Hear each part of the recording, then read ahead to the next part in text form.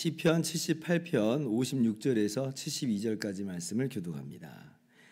그러나 그들은 지존하신 하나님을 시험하고 반항하여 그의 명령을 지키지 아니하며 그들의 조상들같이 배반하고 거짓을 행하여 속이는 활같이 빗나가서 자기 산당들로 그의 노여움을 일으키며 그들의 조각한 우상들로 그를 진노하게 하였으며 하나님이 들으시고 분내어 이스라엘을 크게 미워하사 사람 가운데 세우신 장막 곧 실로의 성막을 떠나시고 그가 그의 능력을 포로에게 넘겨주시며 그의 영광을 대적의 손에 붙이시고 그가 그의 소유 때문에 분내사 그의 백성을 칼에 넘기셨으니 그들의 청년은 불에 살라지고 그들의 처녀들은 혼인 노래를 들을 수 없었으며 그들의 제사장들은 칼에 엎드려지고 그들의 과부들은 애곡도 하지 못하였도다. 그때에 주께서 잠에서 깨어난 것처럼 포도주를 마시고 고함치는 용사처럼 일어나사 그의 대적들을 쳐 물리쳐서 영원히 그들에게 욕되게 하셨도다. 또 요셉의 장막을 버리시며 에브라임 지파를 택하지 아니하시고 오직 유다 지파와 그가 사랑하시는 시온산을 택하시며 그의 성소를 산의 높음같이 영원히 두신 땅같이 지으셨도다. 또 그의 종 다윗을 택하시되 양의 우리에서 취하시며 전양을 지키는 중에서 그들을 이끌어내사 그의 백성인 야곱 그의 소유인 이스라엘을 기르게 하셨더니 같이요. 이에 그가 그들을 자기 마음의 완전함으로 기르고 그의 손에 능숙함으로 그들을 지도하였도다. 아멘. 할렐루야. 하나님의 크신 은혜와 평강이 오늘도 변함없이 여러분 가운데 가득 넘치기를 주님의 이름으로 축원합니다. 어제도 잠깐 말씀드렸지만요. 이스라엘은 하나님의 은혜로 가나안 땅을 정복하고 그래서 정말 하나님께서 약속하신 대로 가나안 땅을 기업으로 분배받게 되었습니다마는 그러나 이내 부패해버렸죠. 오늘 56절이 말씀하는 바가 바로 그거예요.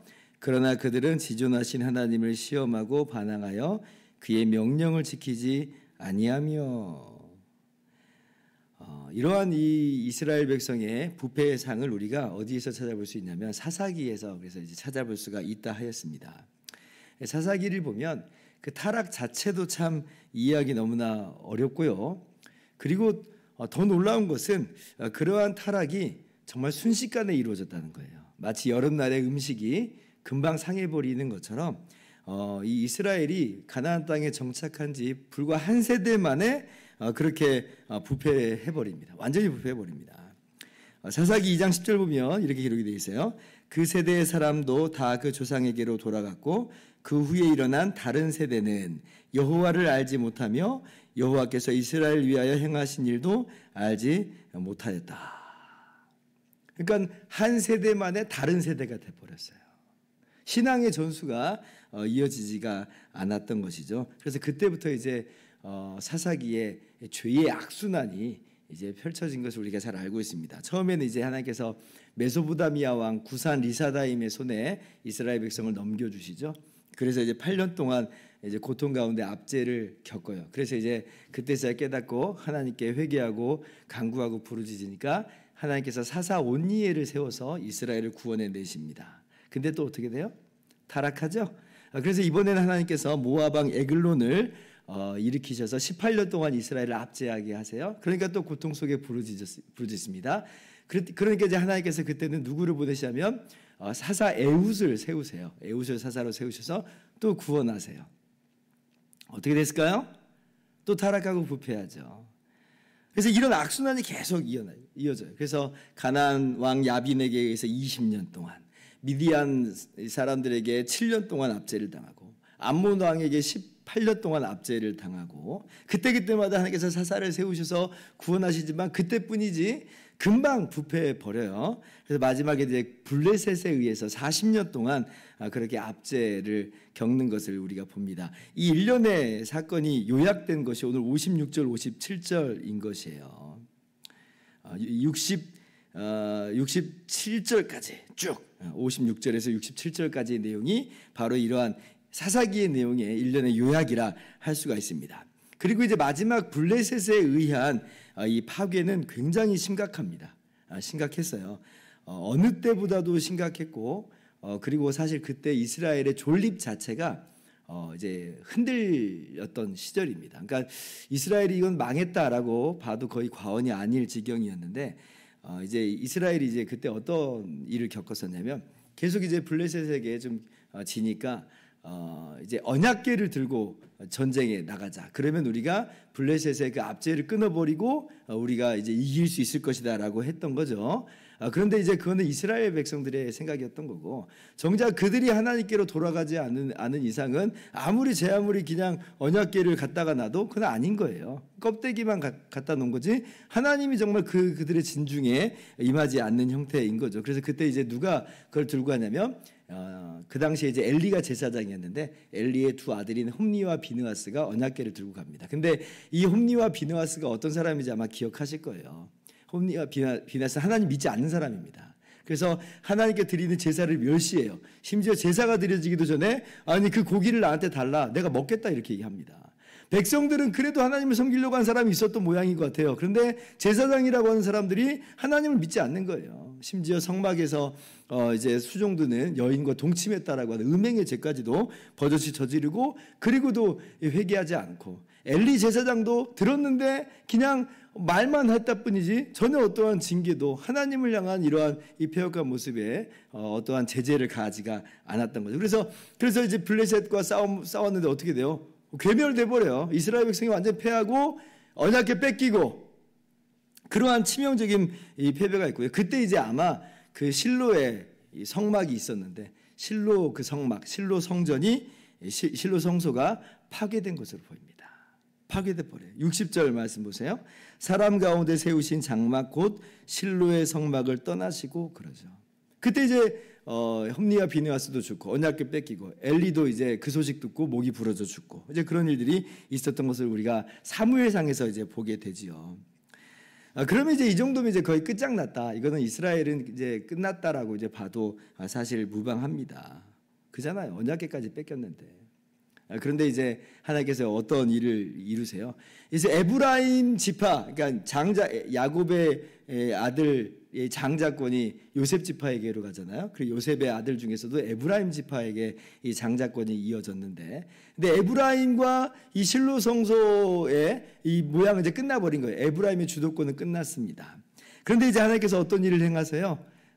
언약궤를 빼앗겨 버렸어요. 그런데 하나님께서 친히 언약궤를 돌려놓으시는 그런 사건이 있었습니다. 직접 블레셋을 치시고, 그래서 블레셋 사람이 막 아우성 치면서 막 사무처하면서 그렇게 언약궤를 다시 이스라엘 땅으로 돌려보내는 그런 일이 있었습니다. 이게 뭐냐면 사인이에요. 하나님이 친히 구원하시겠다라고 한 사인입니다. 그러니까 이스라엘은, 인간은 아무것도 할 수 없다는 걸, 인간은 하나님의 백성으로서 자신을 유지할 수 있는 존재가 못 된다라고 하는 것을 여실히 증명하여 보여준 거고요. 근데 뭐예요? 하나님이 하시겠다라고 하는 사인이 뭐냐면 언약궤를 직접 돌려다 놓으시는 그런 사건이었어요. 그래서 이제 하나님께서 어떻게 일하시냐면 사무엘을 사사로 또 선지자로 세우시고, 그리고 그 사무엘을 통해서 마침내 다윗을 세우시죠. 그래서 다윗이 왕이 되어서 마침내는 이스라엘이 회복됩니다. 영토뿐 아니라 이스라엘의 신앙이 정말 하나님의 백성으로서, 나라로서 자리매김하게 되는 그런 일이 이제 있게 됐던 거죠. 마치 하나님께서 선한 목자로서 이스라엘을 인도하시고 지도하시는 것처럼, 바로 다윗이 그렇게 목자로서, 하나님께서 세우신 목자로서 이스라엘을 지도하는 그런 모습이 있었던 것이에요. 71절, 72절이 바로 그거죠. 52절 보면 하나님께서 바로 이스라엘 백성을 선한 목자처럼 인도하셨다고 그랬는데, 자 71절 이하를 보면 이제 다윗을 통해서 그렇게 하신다라고 그러세요. 전량을 지키는 중에서 그들을 이끌어내사 그의 백성인 야곱, 그의 소유인 이스라엘을 기르게 하셨더니, 72절 같이요.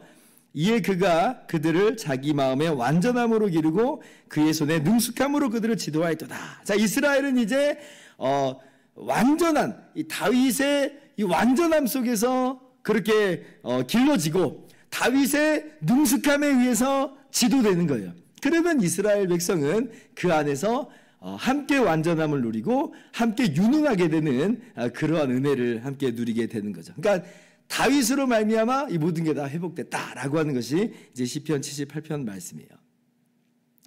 그래서 이제 이 78편 말씀은 표면적으로는 다윗 왕권의 정통성을 이야기하는 겁니다. 하나님께서 다윗 왕조를 세우셨다라고 하는 것이고, 다윗을 통해서 회복된 이 나라를 봐라라고 하면서 기뻐하고 즐거워하는 그런 내용이 표면적이에요. 자, 그런데 제가 주일날도 말씀드린 것처럼 그것은 이제 표면적인 것뿐이고, 더 깊게는 이것이 무엇을 예고하고 있다 그랬어요? 진정한 다윗의 자손으로 오시는 메시아 왕 예수 그리스도의 구원 사역을 예고하고 있다라고 제가 말씀을 드렸죠, 주일날. 왜냐하면 사실 다윗이 이렇게 이스라엘을 회복시켜 놓았지만 다윗 자체도 완전한 사람은 아니었던 것이고, 그리고 다윗의 자손이라고 하는 이 후에 이어지는 그 왕들도 보면 흠이 없는 사람이 없었어요. 악한 왕들은 뭐 더 말할 것도 없고, 선하다고 하는 왕들도 저마다 크고 작은 흠들이 있었던 거예요.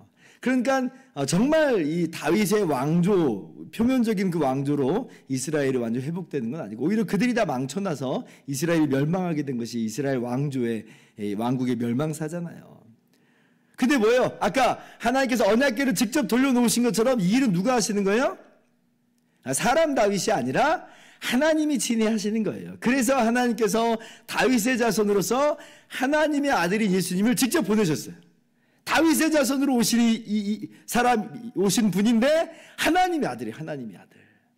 임마누엘, 하나님이 우리와 함께 하신다. 이 예수님의 이름이었잖아요. 그래서 예수님이 다윗의 자손으로 오신 진정한 메시아 왕으로서 십자가에서 우리의 모든 죄를 다 짊어지고 대속하심으로 말미암아 죄 용서함을 받게 되고, 그렇게 해서 우리가 정말 주님으로 말미암는 놀라운 구원을 이제 얻게 되는 것이죠. 주님이 그렇게 선한 목자가 되셔서 당신의 목숨을 그렇게 내놓으시는 것으로 우리로 하여금 생명을 얻게 하고 더 풍성히 얻게 하셨죠.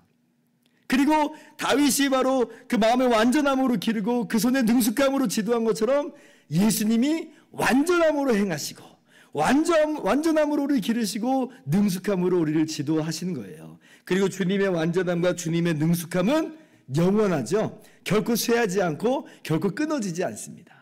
우리가 그러므로 진정한 메시아 왕이신 다윗의 자손으로 오시는 예수님 안에 있는 것으로 우리는 함께 완전함을 누리고 함께 유능함을 누리게 되는 그 복을 누리게 됐다는 것이에요. 사람이 하는 게 아니라 사람이 되어 오신 하나님의 아들 예수 그리스도로 말미암아 이 놀라운 역사가 이루어졌다라고 하는 것이죠. 요한복음 10장 27절 이하는 이렇게 말씀합니다. 내 양은, 주님이 이렇게 말씀하신 거예요. 내 양은 내 음성을 들으며 나는 그들을 알며 그들은 나를 따르느니라.